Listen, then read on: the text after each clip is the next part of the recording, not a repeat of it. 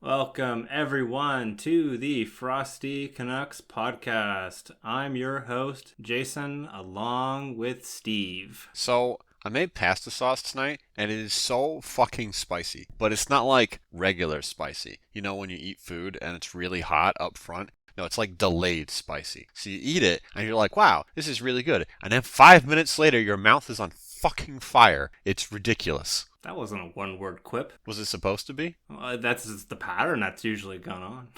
Well, I mean, whatever. Speaking of spicy, man, that Final Fantasy porno video. That is the funniest thing. So we got just an avalanche of news on Tuesday. Yeah, so like the funniest thing that came out on Tuesday, it's like the Italian Senate. I don't know what the fuck they're talking about, but they're going over like some government related thing. It's probably on like television or some shit. And just well, it's over Zoom. Well, maybe because like the first part of the video doesn't look like it's on Zoom, but then it looks like a Zoom call. Mm-hmm. This looks as if it's something that would be on television. And then suddenly a whole fucking like Zoom window comes up and you see people on the side, and in the fucking middle of the screen is it's Tifa from Final Fantasy. And she's getting her ass plowed. And what happens is, like, this comes up, and then it's just a bunch of angry Italian old people, like, just shouting, a bunch of incoherent, like, just angry Italian shouting. That's probably what they're saying. This happens for, like, 20 seconds, and then the feed goes away, and it brings up, like, we're experiencing technical difficulties screen or whatever. They're still yelling. And there's still, you can hear them yelling at each other still because they didn't mute the sound. And the best part is you can still hear Tifa moaning in the background the entire time this is happening. It's so fucking funny. It's wild that happened because it was apparently just some like rogue person. It wasn't like someone who was supposed to be in the call. Yeah, no, that's what I was saying. Like, I'm like, hey everyone. So Steve and I had recorded the podcast, and then afterwards, Steve had found that it wasn't, in fact, anything to do with hacking that got the Tifa hentai video being played in the Italian Senate. It turns out that they had just been sharing the credentials to get in on social media, so that's a big oof. Back to the recording. one of the biggest things with Zoom, like one of the biggest problems. Any corporation worth their salt who cares about security has not been using Zoom.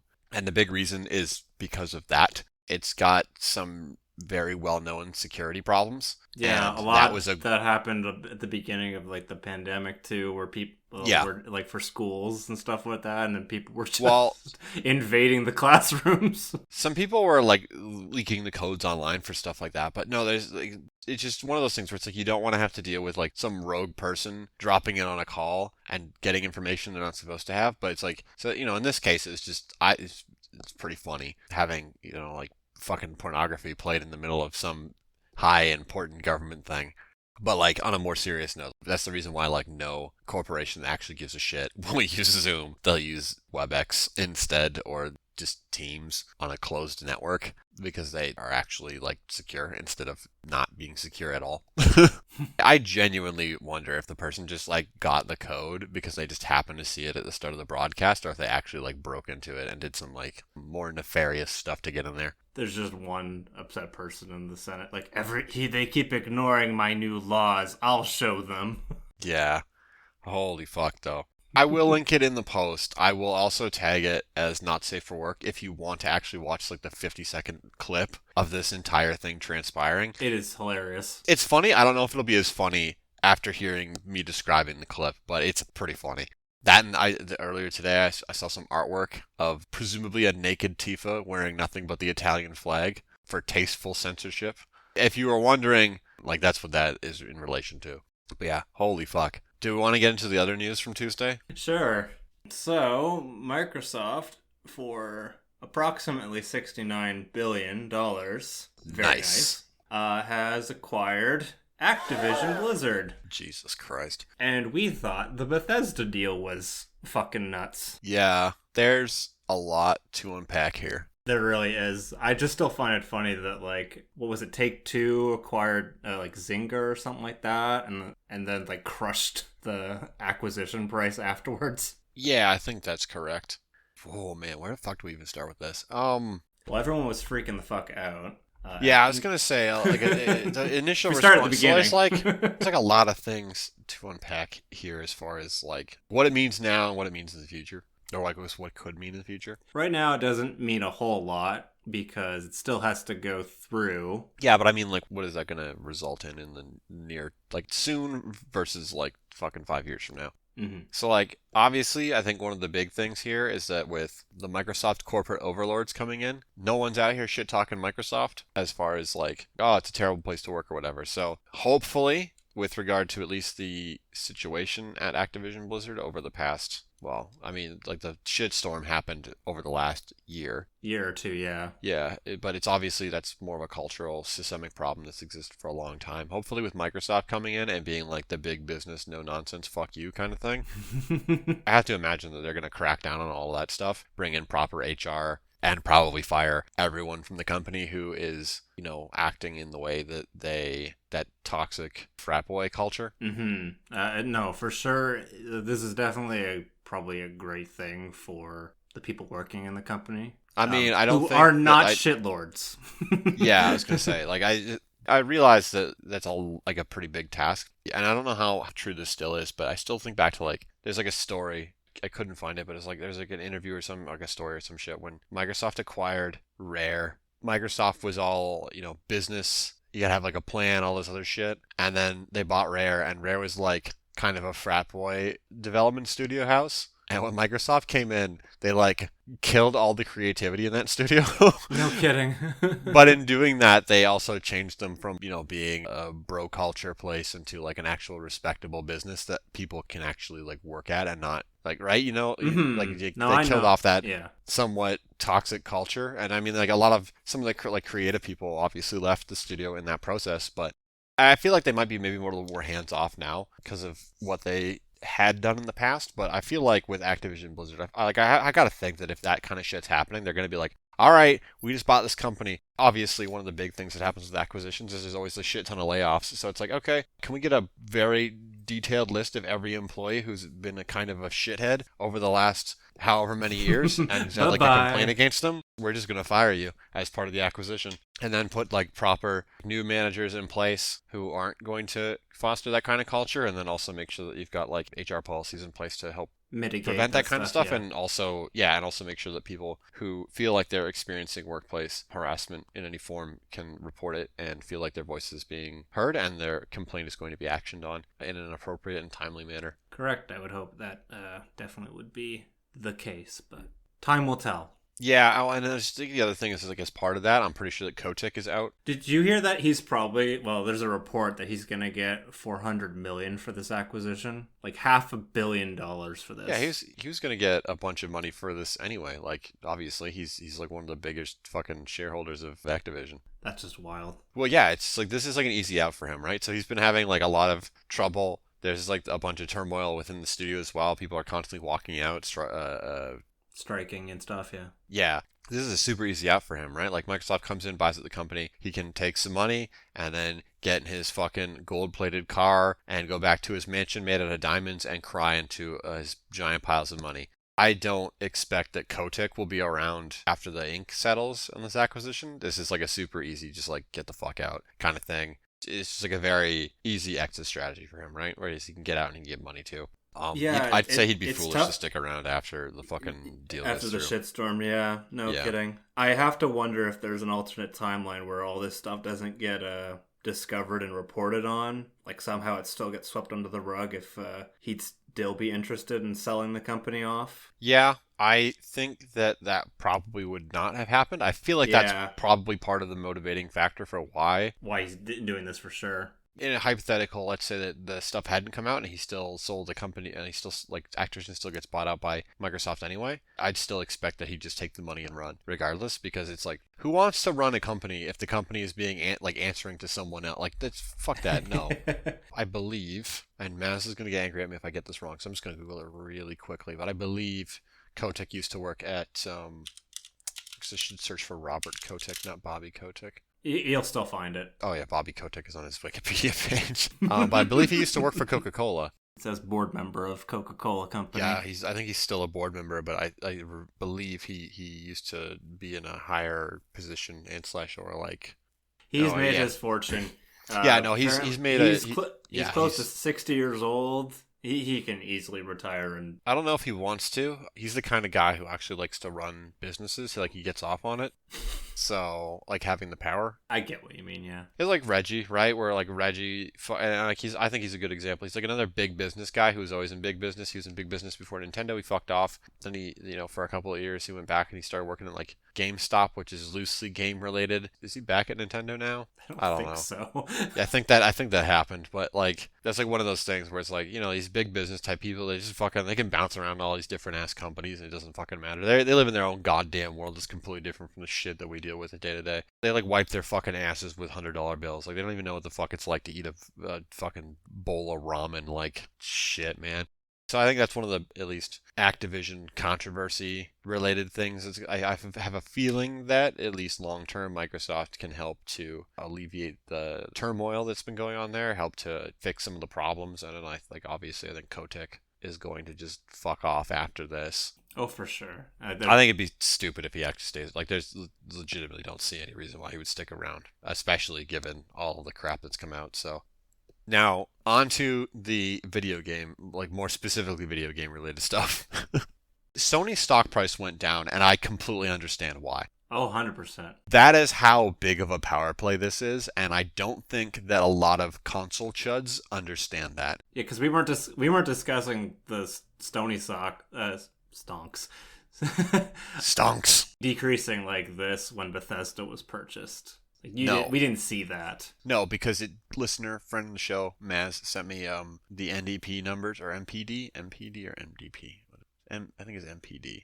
Yeah, NDP is our political party in Canada. Whatever. He sent me the fucking U.S. video game sales charts from 2021. Huzzah. Because they just got released, and I did share them with you already. But just for, like, context, the best-selling games in the U.S. last year by volume, and I believe this only tracks...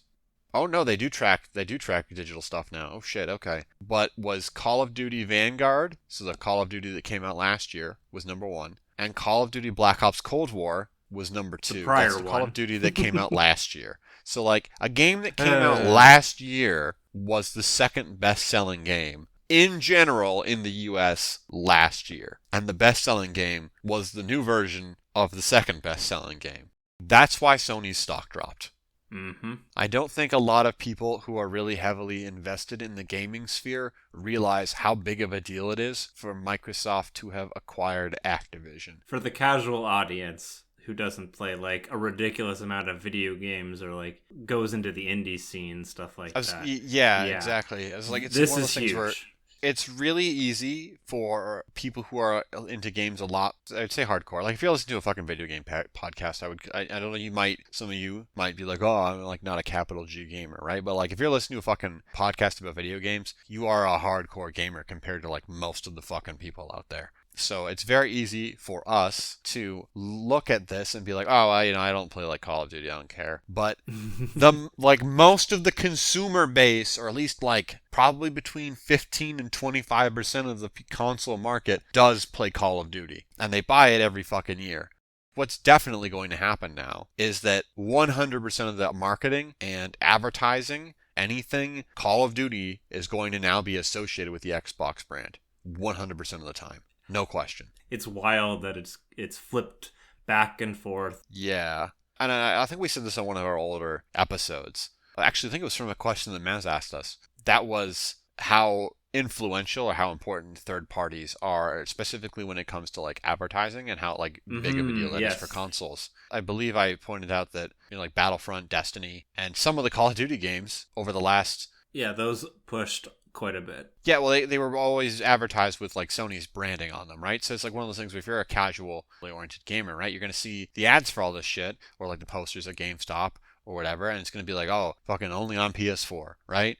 Now it's going to be like only on Game Pass or only on Xbox or whatever the fuck, right?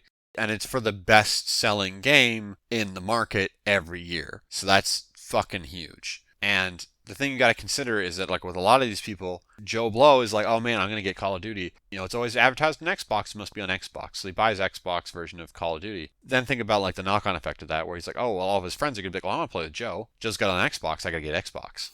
So then, like, that's not an uncommon thing that I actually hear about quite a bit, where people will be like, oh yeah, I got like an Xbox this generation. It's like, oh, why? Oh, because my one friend who, like, I play like FIFA with, or who I play Call of Duty with, they bought an Xbox or a PlayStation or whatever the fuck. Like, that's typically how people will make purchasing decisions. Yeah, well, that's because cross-platform play hasn't been just accepted at this point. Yeah, and guess whose fault that is? Yeah, Sony's. Yeah, it is. In retrospect, that is hilarious. So, like, not only was Call of Duty and Call of Duty from last, so like Call of Duty 2021 and Call of Duty 2020 were the two best-selling games last year. But just for context, on PlayStation, the top game was Call of Duty from 2021, and the third best game for sales was Call of Duty 2020. With Madden NFL, yeah, being the second middle spot. Again, this is the U.S. numbers. If this was like worldwide numbers, I'm sure FIFA would be much higher than in 7th place. But yeah, so it's like one of those things where it's like, this is huge, and this is huge to people who are currently playing on PlayStation. The other thing you got to consider, though, with this is that if more people start to go over to Xbox because all of the branding and marketing is saying, hey, go play on Xbox, Sony's going to start losing out on a bunch of the revenue that they get. I don't know exactly what the number is, but when it comes to third-party sales on a platform, the platform holder gets 30% of the cut. So like on Steam, if you sell a game, Valve gets 30% of the sales that you make. I believe the same shit happens on PlayStation, Xbox, and Nintendo. I actually think that Nintendo takes a bigger cut than 30%. Yeah, I was going to say, there's Nintendo. Which is why everything on the Switch costs like $5 more than it does everywhere else. Well, it costs that much more, and then for like the physical stuff, it's like $10 more because, god damn it, we have to buy the stupid special SD cards that cost way more. Yeah.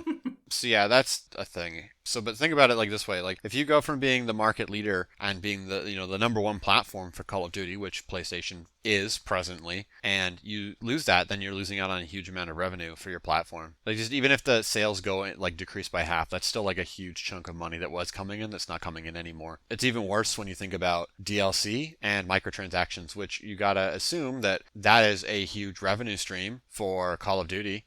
That's going to shrink as the player base moves over to Xbox, which I think they will, because like I said, the advertising is going to push them to go to Xbox, and I think that people are kind of stupid and they'll just follow the advertising. Well, and I mean, there's the best thing is because it's Microsoft owned now, they get 100% in the end. Yes. In theory.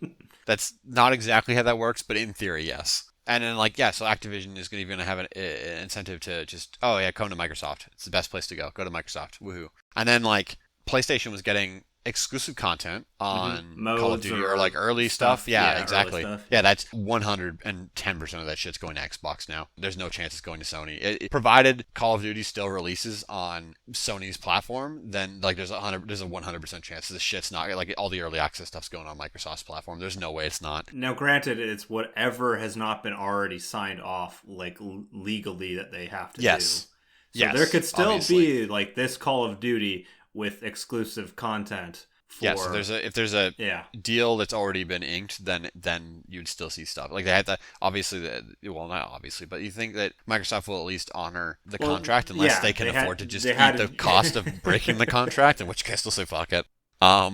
Exactly.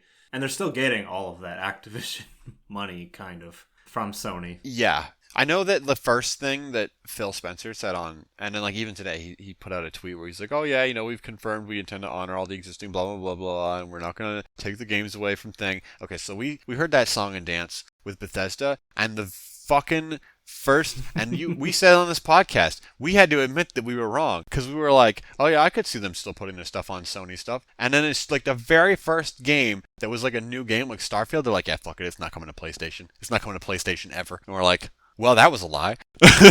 Which I'm pretty sure that, like, based off of their, like, their revealed JPEG from that E3 way back when you could actually go to one, it was like coming to, well, pretty much everything but Switch. Yeah, and that's not the case anymore. I have to imagine that almost all, if not all, of the new games that are coming out from Activision Blizzard are going to be Microsoft exclusive. I genuinely don't know if Call of Duty will be, but in a hypothetical world where it is, that's such a huge loss for Sony. It's actually ridiculous. It's a huge power play. Just why, yeah, as you said, their stock went down 20 billion or like something like 12-14%. Yeah, I was gonna say the percentage. That matters more than saying the actual amount of money. Yeah. But yeah, it's one of those things where it's like, I didn't think that they would do that with Bethesda's games, but they proved that they're like, fuck it, we're going to do it with Bethesda's games. So I don't know if they'll do it with Activision's games, but I think that any, like, new games, so I'm like, obviously not the new Call of Duty or whatever, but like... If there's a new Spyro, if there's a new Crash, for sure. They're probably never going to make a new Spyro or a new Crash. Well, they did that, and it sold like shit, so it was a failure by numerous metrics. No, I was thinking more like Overwatch 2. Yeah. Like Overwatch 2 is going to be an Xbox console exclusive. Or Xbox and Switch. Ooh. With crossplay. Oh, man.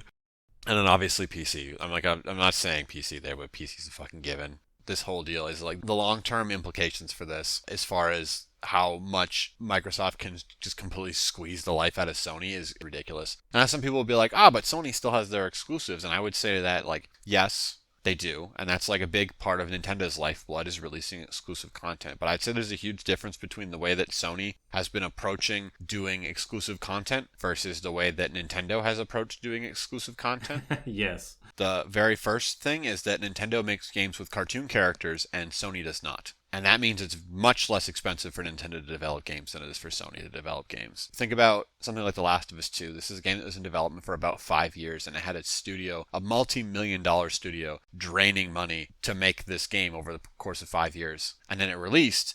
I mean, it turned a profit, don't get me wrong, but it didn't turn like a huge profit. That's not true of Nintendo's games. The way they make them is they try and make them like as cheaply as possible, and then they put them out so they can maximize their profits, which is a great way to do business when basically none of the fucking third parties release anything on your console. Now, some people will get uppity about that and be like, but there's third party stuff on the Switch. And to that I would point them to the NPD numbers for Nintendo's console in 2021, which had 19 of the top 20 games are Nintendo published. With Monster Hunter Rise being the only one that exception. was not. Yep, at number 6, Monster Hunter Rise, which was published by Capcom USA. Granted, Minecraft is on here, and the Nintendo version of Minecraft, or the Switch version of Minecraft, is published by Nintendo instead of by Microsoft. So that's a thing. But like, aside from those two, I believe... Well, and you have to remember that like Monster Hunter Rise sold like 7 million-ish copies. Like, I think it just broke 8 million after the PC release. So yeah, maybe. So Super Smash Bros. Ultimate, Animal Crossing New Horizons, and Mario Kart 8, which were already top-selling games on the Switch, are still top-selling games on the Switch. They did even more this last year. That's crazy. Yeah, and Super Mario 3D World got 3rd place, and Pokemon is the Japanese Call of Duty, or Nintendo's Call of Duty rather, and it is the 1st place game for Nintendo. But looking through the list, I was correct. Minecraft is the only other non-Nintendo developed game, but it is Nintendo published on Switch. Just for context, the top 20 games last year are Call of Duty 2021, Call of Duty 2022. Sorry, this is for North American sales. Madden from 2022, Pokemon, Brilliant Diamond and Shining Pearl, the Nintendo Call of Duty, Battlefield 2042, Marvel Spider-Man. So that's like low-key, Marvel Spider-Man, that is like Sony's best fucking exclusive game they put out. That is an extremely profitable game that they could spend a shitload of money on. I bet they didn't even spend as much money on the development of that as they did on basically all their other first-party games. I bet Horizon, God of War, The Last of Us, probably even that fucking zombie game that I can't remember the name of, Days Gone. I bet all 4 of those games, and Uncharted, I bet all 5 of those games cost more to develop than like the amount of money they gave to fucking Insomniac to make Spider-Man. And Spider-Man has made money hand over fist for them. Well, and it helps that it's a Sony, it's a recognized IP, a highly recognized IP. Yeah. Well, and Sony owns the rights to it, so it's like, it's easier for... But yeah. Makes kind of, sort of. The way that the rights for that property are split up is very confusing to the point where I couldn't even tell you exactly how it's split up. But Mario Kart 8 was at 7, Resident Evil Village is number 8, MLB The Show 21, 9, Super Mario 3D World, Far Cry 6, FIFA 22, Minecraft, Animal Crossing New Horizons, NBA, Assassin's Creed Valhalla, Super Smash Bros. Ultimate, Back 4 Blood surprisingly at number 18, Mortal Kombat 11 at 19, and finally Forza Horizon 5 at number 20 for the top 20 best-selling games in the US last year. Mm-hmm. Are you a statistic? I'm not. I didn't buy a single one of those fucking games. Number 6. That I bought Miles Morales. Yes, you did. Oh, sorry, that was Miles. Yeah, this is the Miles Morales Spider-Man. My bad. I did not include that. I just saw the Marvel Spider-Man. There is a difference. But yeah, it's wild. Like, so again, getting back to that, so it's like, think about it. Like, Sony uses their intellectual property, I would say. Like, I'm not going to say they don't make profit off of it, but I am going to say that they don't make a lot of profit off of their IP. I'm going to say that their IP is probably used more so to give their brand credibility, to give their brand oomph, For the the special sauce. Yeah, it's just like, that's just it. It helps to distinguish them. It helps to give them a moat, if you will. But like, if Xbox just buys up all of the strong third-party support and turns it into first-party support, Sony's stuck with their dick in their hand. And like, you gotta think about it. Like, Bethesda games, pretty well selling. Activision games, extremely well selling. That's a huge chunk of revenue that they're not gonna. If all their games start going first-party to Microsoft, right? They're not on Sony's platform at all. That'd be a huge loss of revenue for Sony. So, I mean, at least they still have, like, Take-Two and EA games. That's big. That's not an insignificant. Fucking Capcom games, a little bit lower. Square Enix, they still have that third-party revenue. But it's like, I don't think they have the same margin of profitability that Nintendo has, which is why Nintendo can just be like, ha, we just put out a bunch of our own games and we succeed. They just fucking print money. Well, I mean, yeah, Activision just does the same with Call of Duty, more or less. Yeah, with the way that Sony's first-party stuff is done, I don't see them surviving in the same state for as long or as healthily as Nintendo does, or has, in fact. Well, I mean, Nintendo was able to just write off the Wii U. Yeah, so... well, they've got so much cash they could make $0 for like several years and they'd still be fine. That's a company with an extremely deep bank account. Sony, I do not think, has that deep of a bank account. Well, I mean, no, but that's the other thing you gotta consider about Sony as a company. Sony is not PlayStation. Mm-hmm. PlayStation is a part of Sony. It's a segment of their overarching business. They have like the music and multimedia movie stuff. Mm-hmm. They recently picked up some streaming services, and then obviously their hardware, which, like television appliances, that kind of stuff. PlayStation as a brand under Sony is only like a part of their business. Obviously they'd want it to be profitable, but it's like one of those things where it's like, okay, if it's not turning as much profit anymore, then that might mean that some of the budget towards it might start getting slashed, and then suddenly, oh, we can't put out these like really high quality, high fidelity titles anymore. Nintendo doesn't necessarily have that problem because, like I said, they make games with cartoon characters. That's just cheaper to develop. And their entire business is focused, well, not an entire business, but almost their entire business is focused on making, I'll say, toys. Because that's how they classify themselves, as a toy company. But yeah, their entire business is focused on making video games, right? So that's not something they're just going to stop doing because it's not as profitable anymore. Where I don't expect Sony would just cut, like, axe their entire video game brand, but it's like one of those things where it's like, if hypothetically they start seeing a lot of revenue loss because of fucking Microsoft just buying up all the strong third-party support, then there might be some changes that we see over the next some interesting changes, I'll say, over the next 5-10 years. Yeah, it'll be interesting to see if they push even more for like putting their stuff on PC. I expect that is a thing that you will see a lot more of in the future. Even if this hadn't happened, just because it's an easy way to reach a new market, which is something that I feel like all of the console people have had trouble doing, but that's a topic for another day entirely. Also, I do not have the research or the numbers to prove my hypothesis about that. One thing that I do think is funny is that Candy Crush was part of the banner in the Activision purchase, and I actually think that might be low-key one of the bigger reasons why Microsoft picked up Activision in the first place. I know some people are going to think I'm crazy for saying that, but hear me out. Microsoft has like no presence in the mobile gaming space, so buying Candy Crush, one of the best, most recognized, most profitable mobile games, by way of buying Activision, is a very easy way to be like, oh yeah, we have a great presence in the mobile gaming space now.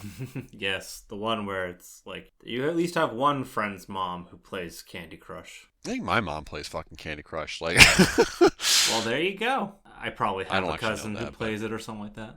yeah. So that's like low key. I think one of the things that almost no one's talking about because the conversation is almost like people console chuds are always it's always so console focused the discussion, but like real talk that But buying yeah, Candy you don't Crush. think about when you think about Activision, you think about Call of Duty. You don't think Yeah. about You don't think about how Candy that. Crush makes billions of dollars every single year for them. And Yeah. now Microsoft is like, oh yeah, suddenly we have a $1 billion mobile gaming sector thing. Huzzah, we did it, lads. Woohoo. I mean, and then now they've got Warcraft too. So Yeah, that's another subscription-based thing. So that's another.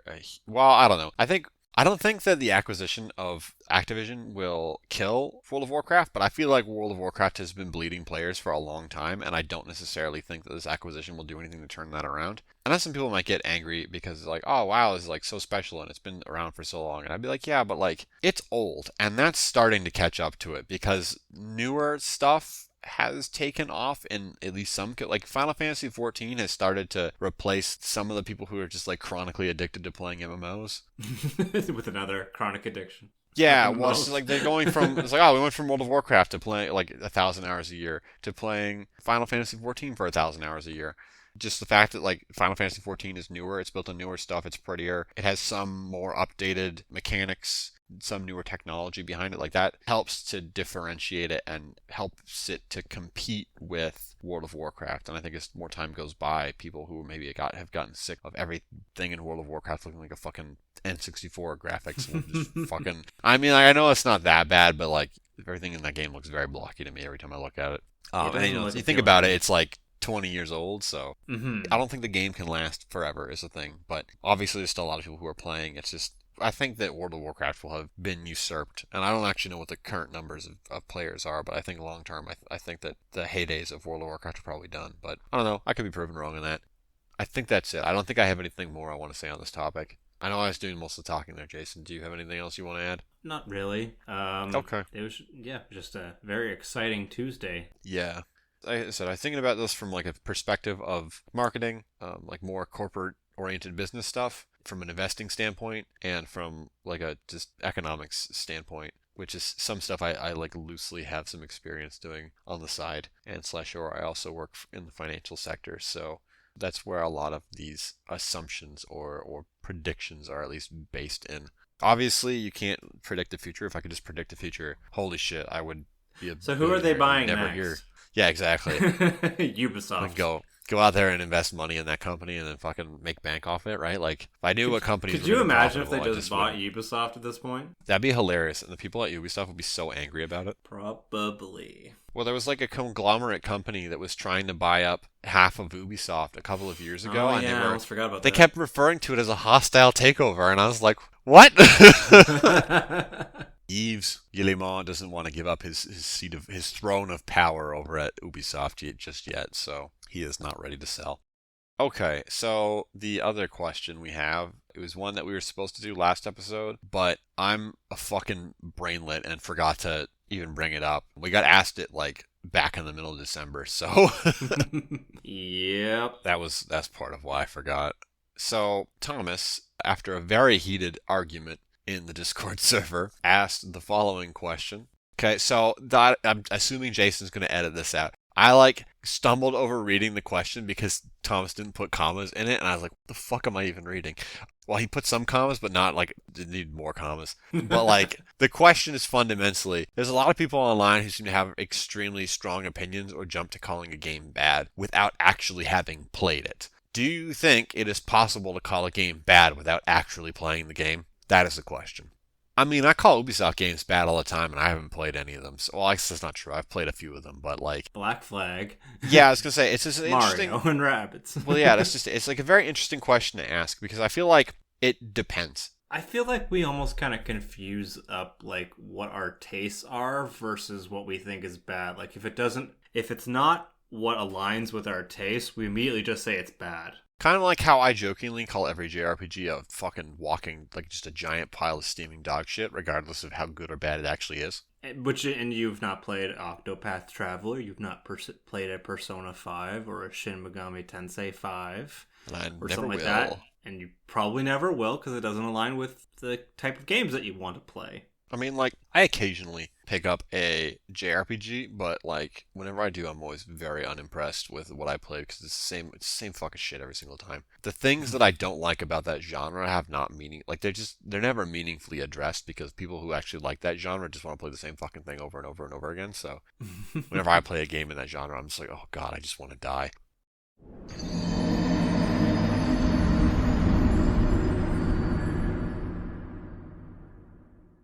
Not a hint of irony either. I'm like, oh my god, this is awful. Bravely Default. Yeah, that game's fucking ass cheeks. But like, then I played Yakuza, and it was like the parts of it that were Yakuza were fine. It's just that all the JRPG-ish stuff in it made me want to rip my fucking hair out. But at least when I like say that, right? I don't think. Well, maybe not, but like I would assume that most people who listen to this podcast would, oh yeah, Steve hates JRPGs.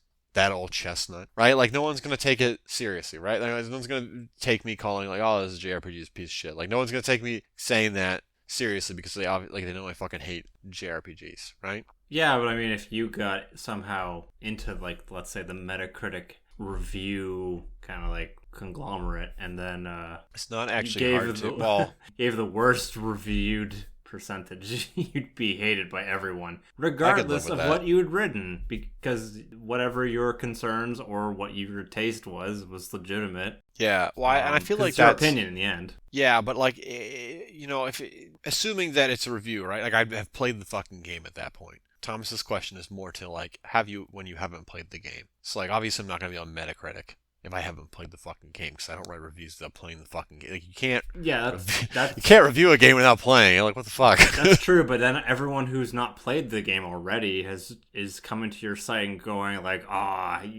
it's definitely the best game ever because because I want it to be the best game ever, and therefore I've not played. Be. Yeah, and then they've not played it yet. I know this is kind of the opposite of like. Yeah, that's like the opposite of it, where the question is more aimed at people who are like, I'm going to include context for this because fuck you guys. This question was born out of the fact that Nico has played one Bethesda game, like, ever, and will not stop harping on about how, like, Bethesda games are just, like, the biggest fucking, like, the shittiest, stankiest turds of a game. And Thomas loves Bethesda games. So, like, I know this isn't a Bethesda game, but, like, CD Projekt Red makes games that are very, I want to say similar, or at least recently they're very similar. They appeal to the same types of people who play Bethesda games. So Thomas was like, oh man, Cyberpunk's a fucking awesome game, because he was playing on PC and he's actually able to run it. And Nico was like, this game is the worst thing that has ever been created. And Thomas is like, well, how do you know that? Because you haven't played it. And Nico was all like, because it's a buggy piece of garbage. I only briefly like sift over the conversation because I looked at it. They were arguing for like 2 hours straight. I fucking like looked at the conversation. I was like, no, I'm not reading that entire thing. But that's where the thing is born out of, right? Where it's like, oh, how can you say like this is the worst fucking game ever when you've not played it, right? Like, how can you speak about the subjective experience of a piece of interactive fiction or interactive media when you've not experienced it? And it's like one of those things where it's like, kind of can't, right? But then I think there's you kind also of can, because then there's like because of past experiences, right? Well, there's past experiences, but there's also like the playthroughs online, and like if you watched a bunch of like streams of people playing it, you can get. Well, like, let's be okay. Opinion. Hold on a second. Let's be real here. Nico has not done either of those things. Well, I'm just saying maybe someone else, but I know it'd be like secondhand. You're still getting a general impression of whether or not you'd want to play the game without technically playing it. And you're forming opinions about the experience too, right?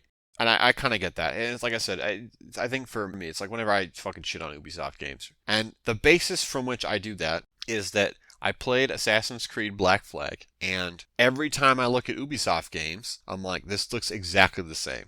And reviews say it's exactly the same. Like, they haven't meaningfully updated the formula at all. So when I look at these fucking games, I'm just like, well, I mean, if the reviewers are saying it's the same shit, and I'm looking at it and it looks like the same shit, then I guess all of my criticisms are probably still valid, or at least most of them are. So then I'm like, alright, like, I don't need to fucking play another one of these to know that, like, all of this shit has not changed. Well, and I mean, that's the thing with the publishers that you know of, like, oh yeah, this game will definitely come out day one pretty buggy because that's what happens. Looking at Fucking Bethesda, for example. Fucking day one, fucking year one, Bethesda.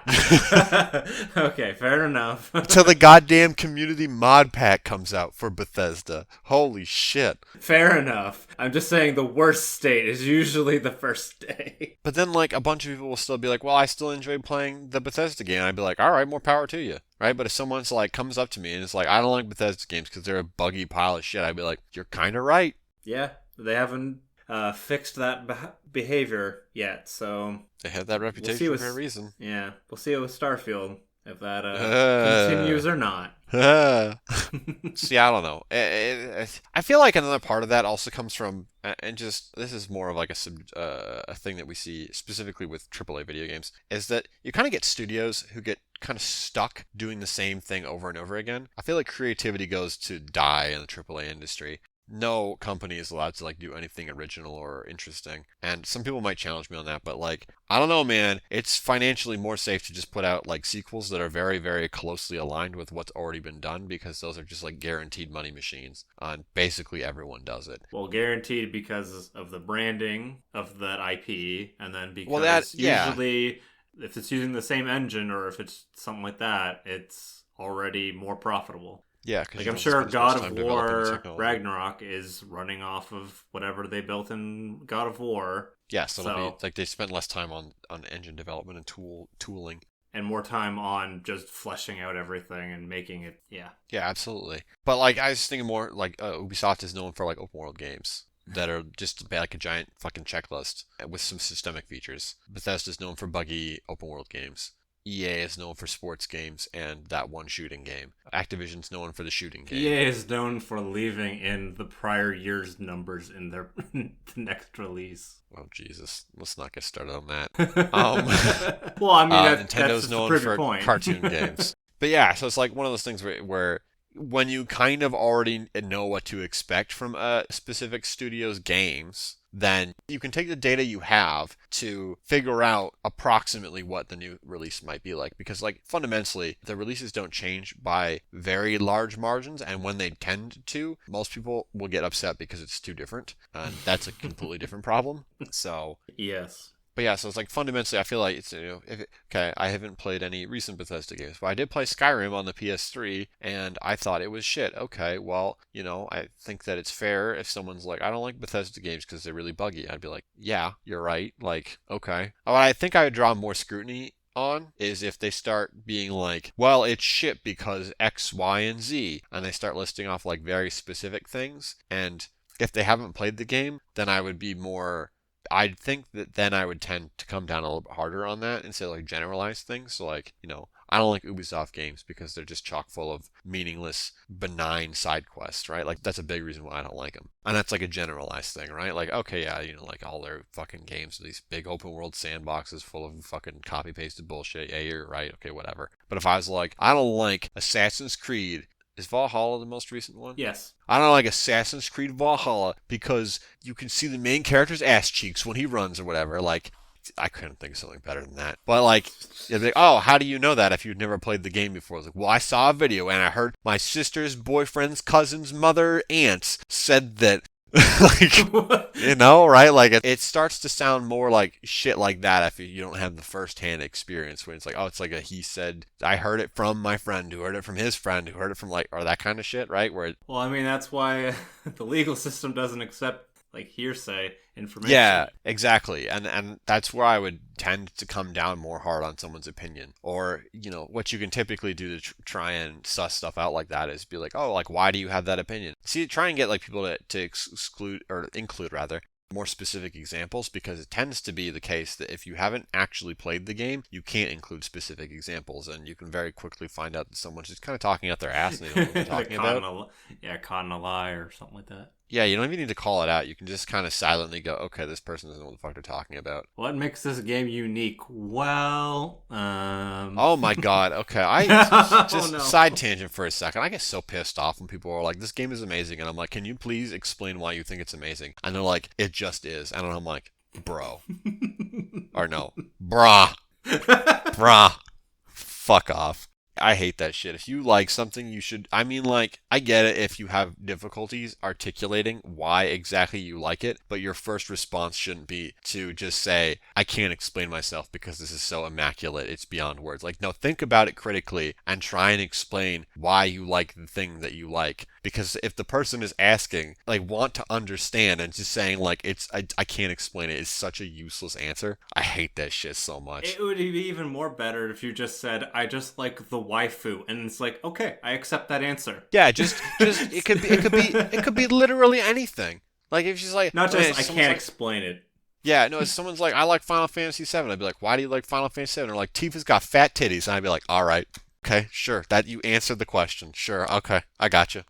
I like the terrible voice acting and yeah, no, if someone said that, I'd be like, all right, cool.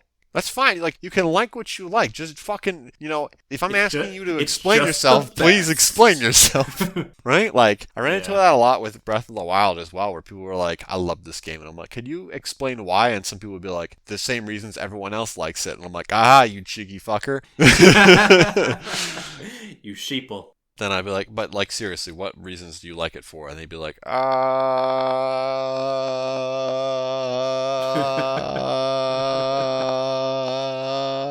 I don't know, cuz. You keep cutting out in Discord. I didn't cut out in the recording, so you have fun with that.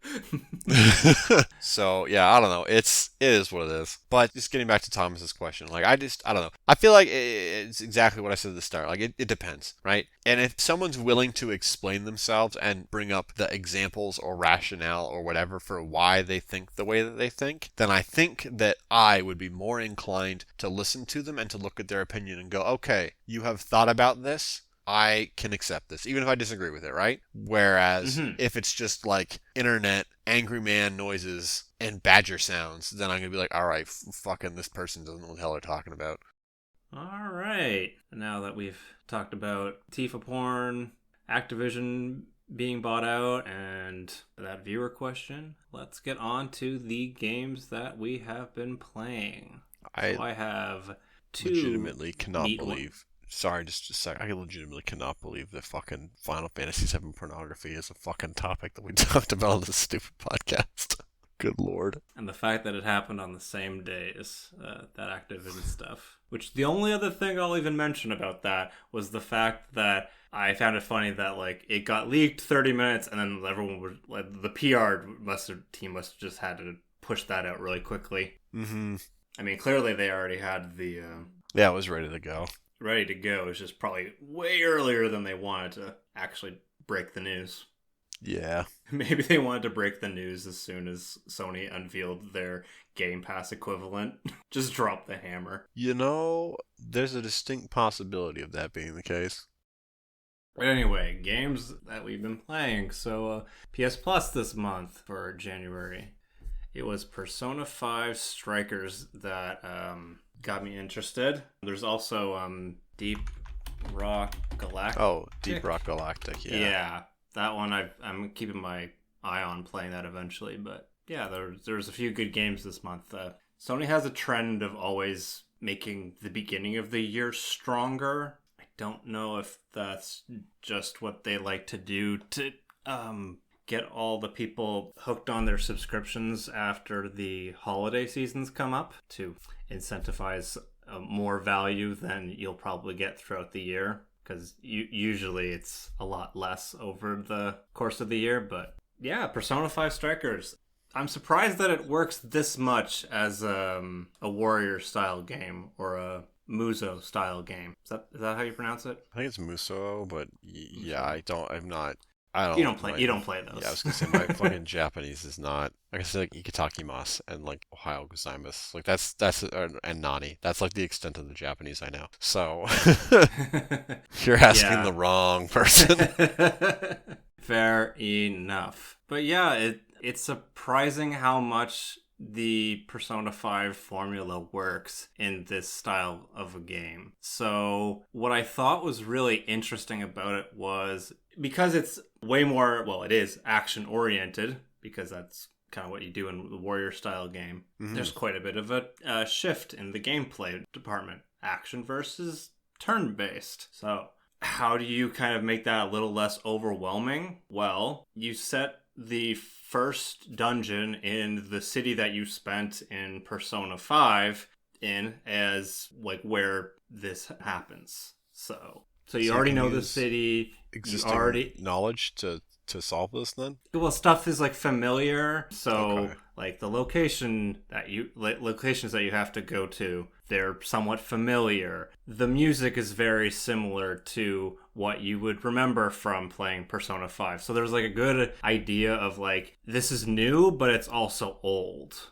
at the beginning at least. Because like they got the same music tracks. Certain locations that you would have gone to are kind of almost one for one recreated. Because I'm actually playing Persona 5 Royal because I put out a thing on Twitter which is one of the things I'll get into is that this game really sold me on wanting to play Persona 5 again, which is not something I could have said for that Persona 5 dancing game. That didn't sell me nearly as much on this. I think this is a much better product if it's trying to encourage you to go and play other Atlas games. You can't So, see it right now, but I'm shaking my head at what you just said. Fucking Jesus Christ. Whatever. I don't care. That's a good attitude to have.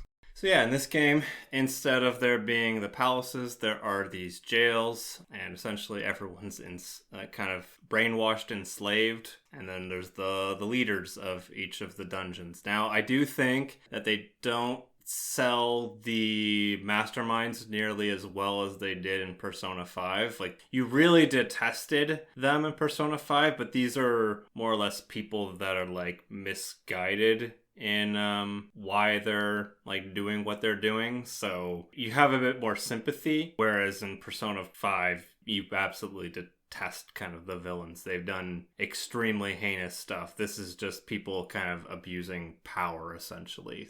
So I didn't think the villains were as good. I think the boss fights of the villains are much better, but that's also due to the nature of the game's battles mechanics being all action oriented. So that's definitely a positive, I would say. So all of this happens over about a month in game, which the other game is like it goes over the entire year, so it's a lot more condensed too. So you're getting a lot more like quicker story beats. I think my only playthrough, I should say, was like 40 hours and I was done. So that's actually significantly short compared to Persona, right? Versus the 100 and something hour game, yeah. Okay, yeah. Just to finish it, yeah, exactly. So I think that this is like a much kind of easier product to get into, though it's with the caveat of the fact that it expects that you've more or less played Persona 5 because it's all the characters from there. It's not the characters from Persona 5 Royal, which then makes a lot of confusing things happen because so what's this game based off of? Oh, well, it's based off of Persona 5, but no one wants to play Persona 5 anymore because Royal came out and is better in most regards. It's also kind of a tough sale. But it is free, so if you want to give it a try on Sony's platform, then feel free to give that a download. You'll know if you like the character interactions and the characters in that, but whether you like turn-based combat, which I know you, Steve, do not like. I don't mind turn-based combat. I just think it's always awful in every JRPG. Because it is, so that's just the way it is.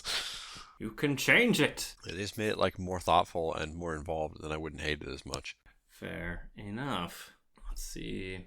Speaking of the dancing game, I think the music's even better in Strikers than it was in the dancing game. Oh, really? Well, I think they had better remixes because it also tonally made sense, whereas in the dancing one, it's like all dancing, so it's like or the rhythm-based game, so it's poppy and stuff like that, and so there's remixes of the old tracks from Persona 5, and then there's new tracks for this one, and they all are really well done. So I found that kind of funny. Yeah, I'm thinking the only thing.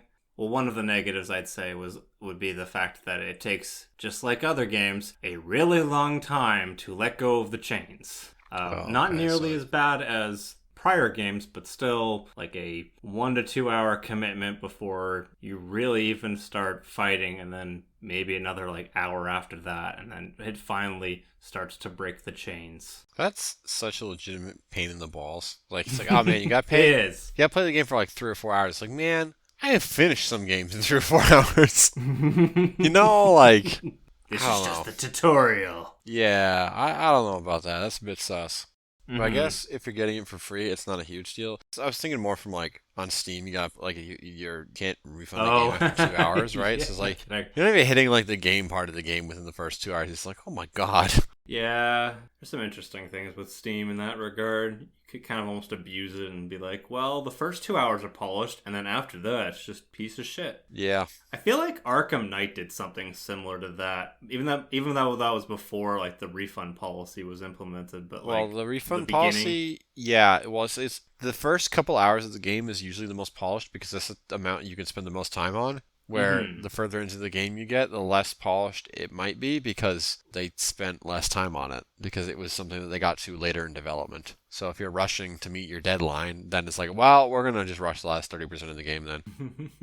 Patch it BT later. dubs. If you ever wondered why the ending of lots of games kind of suck, that's why. But I mean, they also know that not many people get to the ending, so it's like, oh well, It's even for more those advantageous, people- yeah. Yeah, no one's gonna finish the game. Why bother? There's just a black screen where it's It just cuts to it black. should- Soprano style. Yeah, exactly. That's Thin. what I was getting at. Yeah. Just like this podcast now.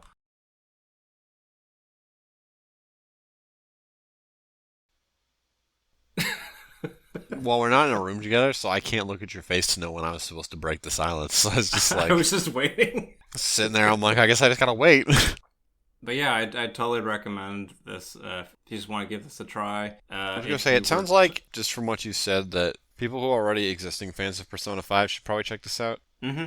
If you want to spend more time with the gang, it doesn't sound like it has a lot of value for people who aren't familiar with Persona 5. Not really. It's definitely for the fans, I would say. And Yeah. I mean, it picks up a year after what is probably Persona 5. Okay. It introduces two, well, main new like cast characters into the party, into your Phantom Thieves over the course of the adventure. They're both pretty solid entries, but the game more or less kind of ends with them being like, if there was a Persona 5 2, if Atlas was really dead set on having these characters have another sequel, like a mainline sequel, I mean. Persona I- 5.5. Maybe. Then I don't imagine that they'll probably include them, but there's always a possibility they'll just be kind of written into the background almost. It will depend on who owns them, because I feel like whenever Tecmo Koei inputs new characters into their Musou style games, I think that they are like OC characters, so they would technically own the rights to them, like that cute little blue-haired girl from Hyrule Warriors. Right, I wasn't even thinking about that. So that might be a thing. I don't know how. Yeah, I don't know how that would even work out from a logistics standpoint. Who owns what, where, how? So Yeah, that's a very valid point that I wasn't thinking about. I know you've been playing a lot of Dark Souls. yeah. So I finished my first playthrough under the tutelage of Megan from Megan Plays Games, rather. She did not get the satisfaction. No, of that's like watching- that's like something she said after we were done. She's like, "Damn, I was kind of hoping you were gonna get your ass kicked more." So I think when we last recorded, I was up to Snorlax and Pikachu. I got them on the third try that Friday. on the Friday showdown, yeah. Yeah, the first two attempts were close, but not quite. The third attempt, I got it. And you beat Pikachu first, I assume? Yeah, I just didn't want to deal with him being a fucking shithead, so I was like, alright, you die first. And by that point, I was so familiar with Snorlax's moveset that I was just like, I just breezed through him. Yeah, I he's don't much think- more straightforward to I was fight gonna say, I don't than even think Pikachu I- is the Yeah, he's the wild card. Big He's boy. got lagging all over the place. God damn. Little one, and then even big one. He's fucking terrifying. Yeah, I don't like- He throws lightning spears at you, and it's I like the I other don't- guy can't do that. I don't mind the big version. I don't like the small Pikachu. I don't mind the big version as much, but it's just easier to deal with the guy who can't animation cancel in his second form because it's like, oh, I know exactly where I can punish you, and there's no random bullshit you can do that will stop me from doing that. And then I proceeded to beat the rest of the game. There's only one other boss I kind of had some trouble with, which The was Four Kings. Yeah, which is like a meme boss, and I know it's a meme boss because I absolutely just mollywomped them in my second playthrough, which I'll get into in a second. But yeah, I just like didn't do enough damage to out DPS them, and it's just a DPS race. I had a lot of trouble with that one where I was getting like ganged up on at the end, and I was like, God damn it, will you fucking dickheads please stop? I could have used Havel's armor because that would have just made me untouchable the entire time, but I wanted to do it properly. Well, not properly, but I just wanted to be a fucking scrub and do it with the armor I was wearing. So instead of using my brain and doing it the brainy way, I was like, no, I'll get this eventually. I think on like the 10th try or something, I got it. That's not bad. It was still kind of a pain in the ass. But yeah, then the rest of the bosses were like very straightforward. It's very funny to me having finished the game because like Snorlax and Pikachu are like I see why so many people are like, oh, this is like the best fight in this game, because it kind of is. The whole first part of the game where you're ringing the two bells kind of builds up to fighting the two of them in Orlando. But, like, they're so hard, and then when you finally triumph, you're like, yes, I did it. And I then have like to overcome this barrier. Yeah, and then like everything that comes after them is like kind of easy by comparison. Oh yeah, they are literally the gatekeepers for the rest of the game. Yeah, I know I struggled with the Four Kings because I couldn't DPS them fast enough, but like then in my second playthrough, I have a glass cannon build in my second playthrough. I fucking annihilated them. And then like Nito Nito, not Nico.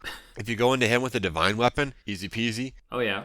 Seath is only challenging if you try and cut his tail off. Otherwise, he's like, you can just sit in his he's got grundle. A special weapon. Yeah, you just sit in his grundle and kill him. He feels more like a gimmick boss than anything else. The other one feels like a gimmick boss too. I can't remember. Oh yeah, the Bed of Chaos. Holy shit, the Bed of Chaos is like the worst thing in the entire game. That whole area is hilarious. It's so... You can tell that the entirety of Lost Izalith was rushed. You can look at it and be like, oh yeah, I can kind of see what they wanted to go for here. But as soon as you enter Lost Izalith, I shit you not, for people who have not played this game, you look around, there's just like 30 dragon asses everywhere. And then like, there's just copy-pasted, like, it's not even just that one spot, it's just like copy-pasted enemies everywhere. It's a lot of the same ones, yeah. It's hilarious. It's just like that whole ass area is just like totally underdeveloped. And the bosses that are there are like 100% gimmick bosses. It's astounding how dog shit this area is. And then like the boss is the only boss in the game that has checkpoints, because FromSoft knows that it's like the worst piece of shit they put in the game. Did you beat the Ceaseless Discharge? Yeah, you have to get in. Oh yeah, that's mandatory. That's right. Yeah, that's one that you have to beat that one to even. Yeah, get I mean that's another really gimmick boss. Yeah, you just like run away from it, and then it like chases you down, and you hit it a couple times, and then it falls to its death. Or the Centipede Demon, which I didn't even die to. I died to it in my second playthrough because it just like sat really far away and kept throwing its centipede arm at me, and I'm like, well, fuck's sake, will you please come over here so I can slap the shit out of you? Yeah. As soon as it comes like into striking range, you'll finish the fight in like 30 seconds. But yeah, so and then I guess very big spoiler warning for Dark Souls. Actually, you know what, Jason? I'm gonna say it to you, but you can just blurt it out of the podcast with the fucking beep sound. Gwyn, Lord of Cinder, the final boss, is super duper easy. If you and I did, and I'm sorry I ruined that. Yeah, Megan was so salty when she found that I knew the trick to beating him, because that's something that, like, if I didn't know, he would have kicked the shit out of me so many times. I'm sorry, I shouldn't have said anything. Well, yeah, because you can't do that against any other boss, but you can do it against him, right? So. Well, you were just all like, oh, I'm learning the. I'm like, good. You need that for the final fight, and I'm like, oh. Yeah, and I did. I went in, and I think I didn't miss a single. So yeah, that fight was over in like 30 seconds first try. Yeah. So then the thing is, when I said that, I'm like, wow, I did not expect that would be that easy. And Megan's like, yep, it do be like that if you know how to. And I'm like, well, I'm glad that you taught me how to. Because I'm remarkably shit at backstabbing. I'm very good at. I suck ass at backstabbing. But imagine when you have both. It's like, oh god. Yeah. Well, so that's the thing. It's like when I after doing that, I was kind of like, wow, I would have done the DLC. I didn't realize, like, I didn't want to do the DLC because I'm like, oh, I don't want to be like over leveled and just like mollywomp the boss, right? I don't want to just kick his teeth in. But it doesn't matter. But it didn't matter. So then I was like, well, okay, I guess I'll do the DLC now. And Megan's like, have fun beating the game again. And I was like, what? And I was like, oh fuck, because it puts you right at the start of the game after you finish the thing. And I'm like, I didn't even get to choose to go to the New Game Plus. It just dropped me a New Game Plus immediately. She's like, yep. I'm like, I guess I'm making a new character. So I went through the game again in about a week's time. I'm again at the final boss. I haven't fought the final boss, obviously. But yeah, I'm going to be doing another private stream with Megan, and then she'll finally, hopefully, get to see me get my ass kicked a little bit, because apparently the DLC bosses are extraordinarily difficult. So that'll be interesting to see. This playthrough, instead of having just like the Unga Knight who had I don't even think I had that much HP. I think I only had like 24 in Vitality, and I invested in Vitality at the end because I was like, well, if I put more points into Endurance and Strength, I just get nothing. Yeah. Because they're both at like 45 already. Well, yeah, so because there's a diminishing, like it has a diminishing effect. Yeah, people who don't know, like the more you invest into a stat, starts to have diminishing returns on everything. Yeah, so, you can't put everything in like strength or something like that. Yeah, exactly. So with this playthrough, I wanted to do something a little different, and I was like, I'll do a magic character, or at least I'll have some magic along with swords. So I didn't know which one to choose, and I'm like, oh, Jason said he played a pyromancer, I'll play a pyromancer. Little did I know that was the easiest of the three. So you can choose like a faith-based one, or an intelligence-based one, or a fire-based one. Faith and intelligence-based builds use the faith or intelligence stat to increase the power of magic. The fire-based one just uses the fire hand weapon, and that is how you do damage. So you spend a fucking enormous amount of souls. Holy fuck, I was doing some extra jolly cooperation to help other people beat bosses just so I can get enough souls to upgrade that fucking thing. It takes a lot, yeah. It takes like 300,000 fucking souls to upgrade. It's crazy. I was glad I was doing this in my second playthrough because I didn't die and lose as many souls as I did my first playthrough. So yeah, my character right now is, I think, level 82. They have the fully maxed out fire hand. They have a fully maxed out claymore. And then I have like 16 points in HP. I want to say like 24 points in endurance. And then 45 dex and 40 strength. So I have a plus 5 Estus flask. I heal 700 damage, or I heal 700 HP rather, every time I drink from the Estus flask. My character has 698 health. I'm like the perfect glass cannon character. My character can't get hit like at all, but I do so much damage every time I swing that fucking sword or use the fireballs. It's insane. But yeah, I basically was like, well, I mean, like, most of the time I was dying in like 1 or 2 hits anyway with my other character when I had like more HP. So my logic was, fuck it, if I'm just gonna die in 1 hit anyway, like, I'll just not invest in HP. It's fine. So it works. That's what a lot of people do. Yeah, basically, and then, like, it's like I got hit once. I could maybe survive 1 hit, like maybe. Fucking Smo could kill me in 1 hit when I got to that fight.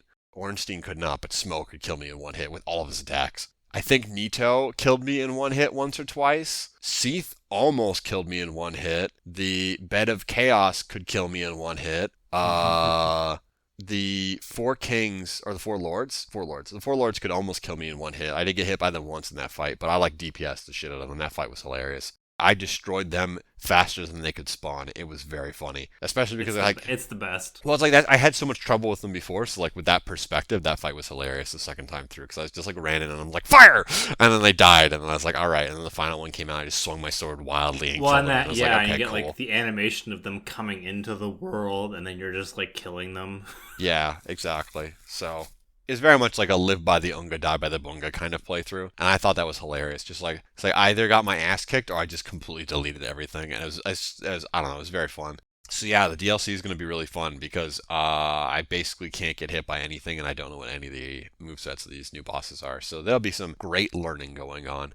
I will say that I enjoyed the second playthrough a little bit more, specifically because I knew a little bit more of what I was doing, and there were some side paths that I had no reason to go down, and I went down them this time, and I still had no reason to go down them, but I enjoyed doing them anyway. One of them, my favorite, is the Great Hollow. This place is hilarious. I love this. And then Ash Lake is at the bottom. So, like, you go into Blighttown, which is already kind of insufferable if you don't have the right items. But on the far side of Blighttown, there's this tree, and you can climb into this tree. And then inside of it, it's just this tiny room that's empty. And if you attack one of the walls, you can find a treasure chest. And if you attack the wall behind that treasure chest, then you find the Great Hollow. The Great Hollow is my favorite place in the entire game. It's so funny. So it's this giant tree network with like roots and branches and shits all over the place. Mm-hmm. And as you look down, you'll see dead bodies with items in them.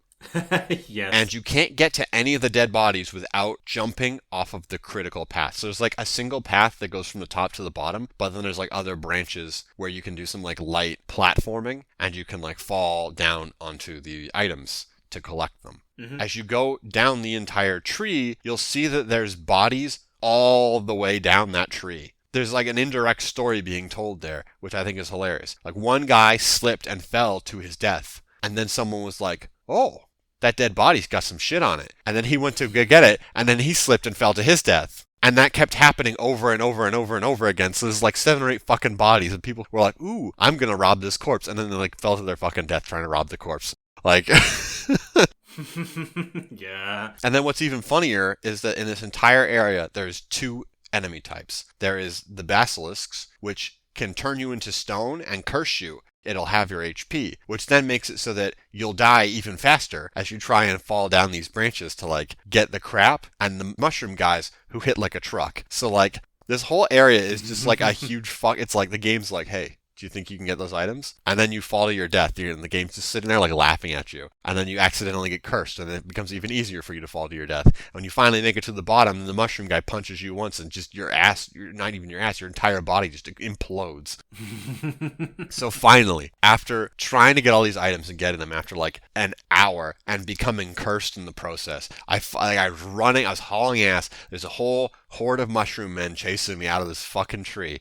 I'm running. I don't even know what the hell's ahead of me. I just keep going. And then finally the tree opens up. I've hit Ash Lake. I've never been to Ash Lake. I didn't even know what the fuck this was. And this fucking like ominous music starts playing. You can see all these like this giant like abyss that just opens up. There's just water everywhere. There's like fucking trees all over the place. You're like, what the fuck upside down world am I in right now? And then you look over to your left and there's a Hydra there, and it immediately sees you and it starts shooting you, and you're like, fuck that shit. So then you run to the right instead, and this is the first time the developers have thrown you a fucking bone since you have entered the Great Hollow. There's a bonfire there. Thank fucking Christ. Okay, sit down at the bonfire. Okay, I can die now. This is fine. So then you start running up the beach while the Hydra is shooting your ass. You're like, man, if I just get to this one spot, I'll be so far, the Hydra won't even be able to hit me anymore. He'll be so far away. And you like crawl past that point. And you're like, haha, Hydra, you can't get me anymore. And then he Superman flies across the beach and is on the other side and continues to chase your ass. You're like, oh my God. So you run. You just keep running off into the distance while this Hydra chases you, and the fucking mystical music keeps playing. And eventually the Hydra can't follow you anymore, and you find a dragon, and this dragon is just sitting at the end of this hallway, and you're like, what the hell? And it's a covenant. It's like one of the PvP covenants where you can invade people, and he gives you a thing that lets you turn into a dragon. It's awesome. And I was like, this is the most special thing I have ever discovered. I like came all the way down this shithole, and I found this fucking dragon. I don't even know who this dragon is, but like I'm gonna swear allegiance to this fucking dragon. So I do that, and there's a bonfire in front of him. Unfortunately, I haven't been to Anne Orlando yet, so I don't have fast travel. Oh, no. Oh, no. So I turn around, and I'm like, I'm going to beat this Hydra's ass. Oh, the good, Hydra killed me in one hit. Oh, no. Luckily, when you die, the Hydra goes back to its spawn point at the beginning of Ash Lake. Mm-hmm. So I could walk back to the other bonfire at the other side of Ash Lake, and it was not a huge deal. I was still cursed, though, but I remembered something that Megan told me. The man-eating clams drop the item to reverse cursing. That's the second bone that FromSoft throws you. There is 2 enemies in Ash Lake. There is the big-ass Hydra, and there is man-eating clams. So I sat there beating the shit out of the man-eating clams until they dropped the item to reverse my curse, and I'm like, okay, I'm not going to use this now. I'm going to climb that fucking tree, and then I'm going to use it at the top when I finally escaped. Yes. Then began my ascent out of the Great Hollow, which did take me a few tries, but when I finally got back to the top, I'm like, yes, this was the greatest journey I have ever gone on. It's just like great to discover that entire area I didn't even know fucking existed, and then to have like this really like that there's that indirect story or that environmental story that's being told with like the fucking dead bodies everywhere in the Great Hollow. Then my whole like, I swear to God, I was in Ash Lake for like a fucking hour, just like trying to get past the Hydra, and then when I finally got there, being like, well, shit, I wish I had fast travel. I am a big dumb asshole, and now I have to go back the hard way. So like, I had a lot of fun just dicking around with that, especially because like this character was like a glass cannon, so I was like, I was gonna die anyway, but I was cursed, so I had even less health. So I just if anything farted on me, I would die. It's hilarious. That's what my second playthrough through Dark Souls was like. I am looking forward to tackling those final few DLC bosses and then once again destroying the final boss. It's a very fun game. I've had a lot of fun with it. I'm glad that you had Game of the Year contenders this month. Yeah, I was gonna say that's definitely already on my short list for like Game of the Year for 2022. Have you fought any of the optional bosses? I fought Gwendolyn in both, Hmm. and then I think the only other optional boss is Half-Breed Priscilla. I think everyone else is required unless you're doing skips. Yeah, I think those are the main two at least. Yeah. I did not fight Half-Breed Priscilla on my first playthrough because I walked into the room and she's like, "You should leave," and I'm like, "All right," so I just left. In my second, I will take your advice and fuck and in off. my second playthrough, I was like, "No, I want to know what this fight's like." So I like hit her, and I immediately got rid of like I want to say a sixth of her health with one strike of the claymore, and I'm like, "Oh my god!" Because I fought her. She was the last thing I fought. I forgot about her, so I had to double back to get her. It was like a level 81 or something when I was in that fight. So yeah, I was way the fuck too strong. And then she like goes invisible, and you're supposed to look in the snow to figure out where to find her. Mm-hmm. But like she went invisible, and I was like, "What the fuck happened? Where did she go?"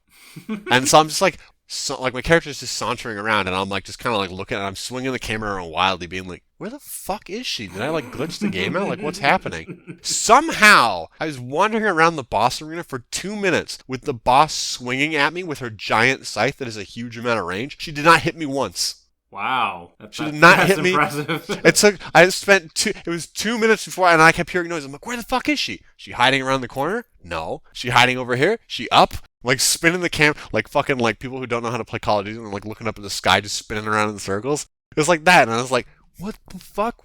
What's happening? And then eventually I'm like, wait a minute. And I look at the snow and I see footprints, and I'm like, I am such a fucking gorilla. I mean, it's the first time it's thrown that concept at you, so fair enough. I'm just surprised I never got hit in that time. Like, if I gotten hit, I would have been like, oh, she's invisible. Because I never got hit, I was like, where the fuck is she? It sounds more or less the problem was you didn't see the action of her turning invisible. No, she just, like, poofed, and I was like, did the game glitch out again? Is this, like, another Ornstein thing? Like, what's happening? So, yeah, and then, like, once I figured out, I'm like, okay, so I was looking at how the footprints are oriented. I'm like, okay, I know she's got a big ass scythe, so I guess I'll just like swing around on her one side so that I can get out of the way, and I'll just swing the sword at her where I think she is. I tried using my flame hand on her a few times, but it didn't seem like it was hitting. Where when I landed the sword, I actually heard the chunky like hit animation or hit sound rather. Mm-hmm. So yeah, I swung that a few times, and then like I want to say like 3 or 4 swings later, she appeared again with almost no health bar, and I just like kind of walked over to her and waffed on her, and she died. So yeah, I was way too overpowered for that fight. It's a very interesting concept. It's just like, oh, Oops. I hit hard. Well, I mean, like, I was hitting a lot of the bosses hard. Like, I hit Nito really hard. I hit Seath really, really hard. Sith, I fucking annihilated him. Like, I was playing under glass cannon, right? So, like, almost every boss, I was chunking huge amounts of their health down every single time I hit them. But that's just it. I was playing a very live by the Unga, die by the Bunga build, right? So, yeah, it's good times. Dark Souls is a fun game. I don't think it's even remotely as difficult as people make it out to be. But I will have, I guess, a much longer, extended, more well thought out post version of that in the future, probably. I would concur. All right. Do we? All right. Game of the Year 2022. Monster Hunter Rise, baby! Let's go. So, I was just playing Dark Souls, and I was just going to keep playing Dark Souls. But on, I want to say Thursday of last week, Roughly, Jason yeah. asked if I wanted to play or start playing Monster Hunter Rise, and I'm like, yeah, sure. So I've put 40 hours into it. It's been a week. Does that answer your question? Yeah, well, I know that I've been playing a lot with. Well, I've played, I want to say, probably about 10, maybe 15 hours of that solo, and then like the rest of the time was with Jason. So I've done a mix of solo and co-op content. I think Jason's also done some solo stuff while he was waiting for me while I was playing Dark Souls one evening this week. But yeah, I'm gonna let you maybe start off with this one, and then I'll just spend the last hour long talking about Dark Souls. Yeah, Monster Hunter Rise finally out on PC. Woohoo! Good to see that this IP is still going strong after so many years. Yeah, obviously. It got over the 8 million mark with PC recently. Yeah, I'd low-key hazard a guess that it'll while like PC was responsible for 10 million units of Monster Hunter World sales, so I would not be surprised if this game also sells quite well. I know some people were a little bit harumphy about the fact that it's a Switch port, so and it's very easy to tell this game is a Switch port. Yes, but a lot of the time we were like laughing our asses off at like, whoa, look at the skybox, look at the smoke from the volcano. Oh my god.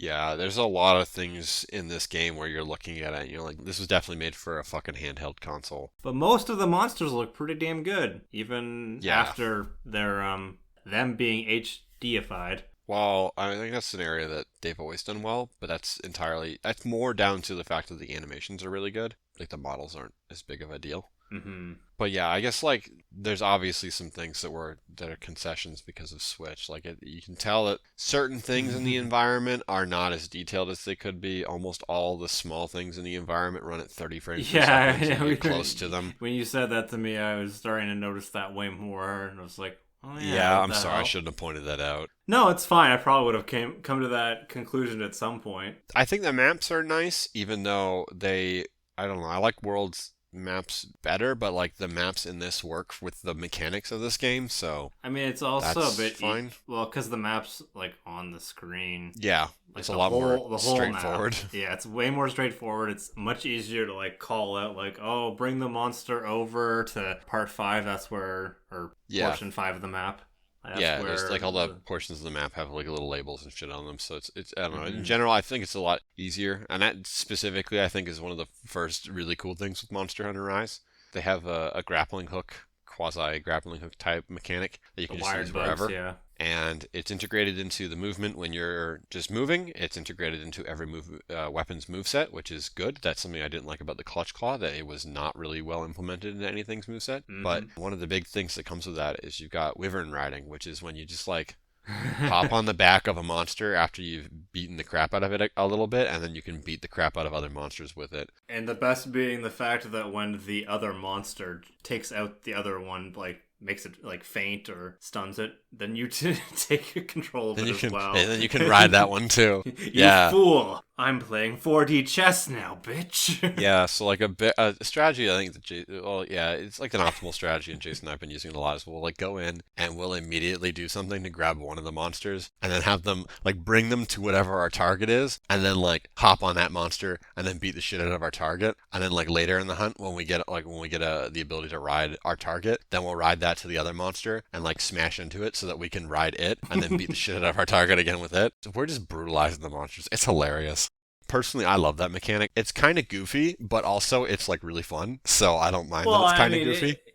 And it's integrated well into the hunts themselves. Mm-hmm. I still find it funny when you were laughing at me during the port where we finally got to, what was it, like Hunter rank 4 or like 5 or something like that. Oh, and, yeah, we got to fucking... Yeah, okay, so like we got to fucking high rank, and like the very first high rank fight... I don't know these monsters, to be fair. So. No, we're doing like our very first high rank fight, and like the game hadn't shown every one of the monsters to us yet, so we see there's a question mark on the map, and we're like, ooh, cool, let's go see what this monster is. We wanted to investigate what this mysterious monster was. I'm like, alright, cool. So we like go over to it. Jason gets to it first, like a couple minutes before I do. A minute or two, yeah. Yeah, I was dicking around like collecting some resources. So Jason starts laughing because I'm like, on the mic, and I'm like, well, hey, is this one that I know? And you're like, I have no idea, but I don't know it. And I'm like, okay.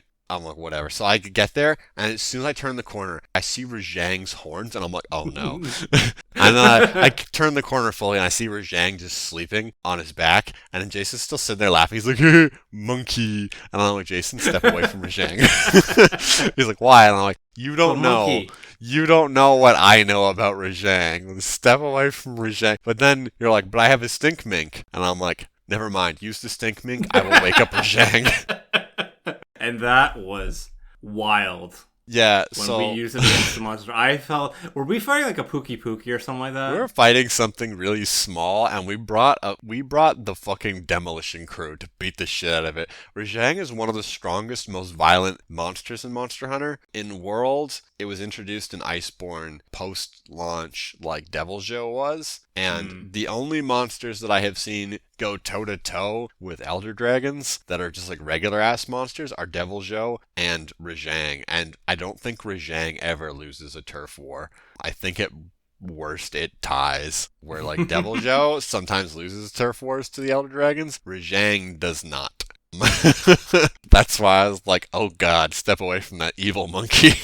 But yeah, it's crazy when you ride Rajang and just like run around spamming his hyper beam on stuff because it just demolishes the monsters. Does so much fucking damage. It's crazy. It did like 500 damage or something like that, or like it was crazy. 329 per hit, and you can stack it like several times, so it's very easy to get like 1500 or 2000 damage off of a single Rajang ride, which is fucking insane for Wyvern riding. That's like double the amount of damage you get with most monsters. It's like 3 to get like the super thing in, and then like, you get 2 in, and then you can just cancel it out of it right at the end, and then do the ultimate. Yeah, no. Fucking Wyvern riding is hilarious. I love it. It's such a cool ass feature. And it, like you said, it's very well integrated into the flow of the hunt. It doesn't feel like you're getting interrupted constantly. Well, and it works so well in the arenas too. Like you're decking it out with the first monster, and you got maybe them to like you've done a third of their health, and then the other monster joins in, and then they're like, "Who the fuck are you?" And then they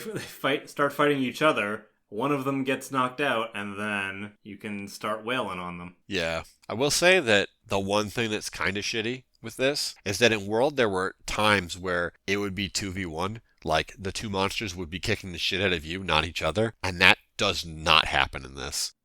I was picking up poo to make poo pods to, you throw them at the monsters like, and then they run away. You don't need to do that at all in this game because you just like ride the monster, and then after you're done like doing the Wyvern riding, the whatever monster you were riding will probably they'll just fuck off. So, like, there's no material benefit to ever making a monster run away. You can just use them in battle, and then they'll run away because you just fucking brutalize them. Or the only thing you were concerned about using Rajang was, like, will he run away? Yeah, and he ran away right after. Which you were like, that is so uncharacteristic of him. Yeah, that does not happen in the other games. Rajang does not run away. Rajang just continues to beat your ass. So, I don't know. I wonder if that's just, like, a leftover from Switch. Like, it just couldn't handle it, or that's just how it's... No, they've intentionally made the behavior that way. Okay. Like, another thing that I noticed as well is, like, in World, some of the monsters were non-aggressive towards you until you attack them. So there's actually, like, a difference. Like, some monsters that were aggressive on sight, some monsters that weren't. In Rise, every single monster is aggressive on sight. And, like, another thing is that anytime there's two monsters in an area, they will immediately start attacking each other, which, again, did not happen. They, like, in World, sometimes they'd both be focused on you, sometimes they'd be focused on each other. Or they could just coexist. Yeah, exactly. So it's like, that does not happen. In this one, as soon as two monsters are in, like, proximity, they will immediately fight one another. Everything about this game feels like, or at least its combat rather, feels like it was designed to keep combat fast. It's like very arcadey in that sense. Well, and it definitely facilitates the wyvern riding feature. But yeah, like in general, I think the combat in this game is like fast as hell. It's so much faster than World, and World was already fast, way faster than the rest of the series. And personally, they have changed the hunting horn from being like a really clunky, slow weapon into something that's much, much, much faster. They did that as a balance change to get more people to play it. It worked. I like the old hunting horn better. I'm starting to warm up to this one. I didn't like it in low rank as much, but in low rank I was just destroying everything without having to think. At least in high rank I'm actually having to play the weapon properly.